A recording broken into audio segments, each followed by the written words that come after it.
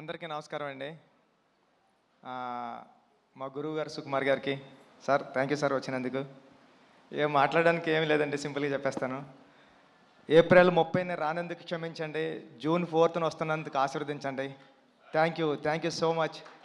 పెద్ది చాలా కమర్షియల్గా emotional ride Satish గారు చెప్పినట్టు మీ అందరి హృదయాలకి చాలా దగ్గరగా ఉంటాడు పెద్దిగాడు.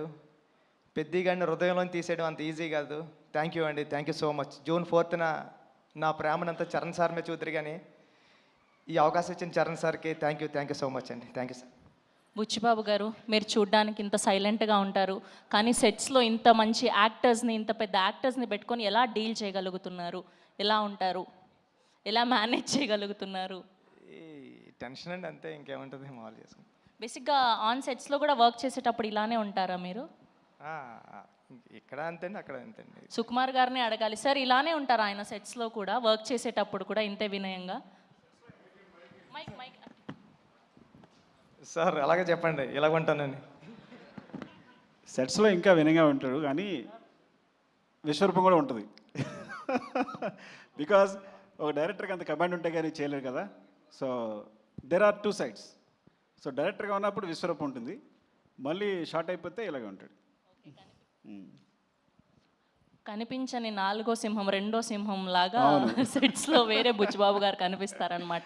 ఓకే, సో ఈ వేదికగా రామ్ చరణ్ గారి ఫ్యాన్స్కి ఏమైనా చెప్పాలి అనుకుంటున్నారా? చరణ్ సార్ని దీంట్లో పెద్ద క్యారెక్టర్లో చరణ్ సార్ని మర్చిపోవడం అంత ఈజీ కదండి. చాలా అంటే చాలా మీరు ఇష్టపడిపోతారు పెద్ద క్యారెక్టర్ని. Thank you so much. Okay, మాటలంటే మాట్లాడలేరు, కానీ ఒక రెండు స్టెప్పులు అయితే వేయొచ్చు కదా. అది ఈ జన్మలో కదండి, వచ్చే జన్మలో కూడా కుదరదు. కాదండి, ఈ మధ్య డైరెక్టర్లు భారీగా స్టెప్పులు వేసేసి సినిమాని ప్రమోట్ చేస్తున్నారు, మనం కూడా ఎందుకు ట్రై చేయకూడదు చెప్పండి. ఈ స్టెప్పులు వేస్తానండి. Thank you. అయ్యయ్యో, థ్యాంక్ యూ అండి, thank you so much. So 4th జూన్న మనం పెద్ది వరల్డ్ని చూడబోతున్నాం. సో వరల్డ్ వైడ్గా పెద్ది పెహల్వాన్ని జూన్ 4వ తారీఖు నుంచి చూడబోతున్నాం థియేటర్స్లో. Today RPR was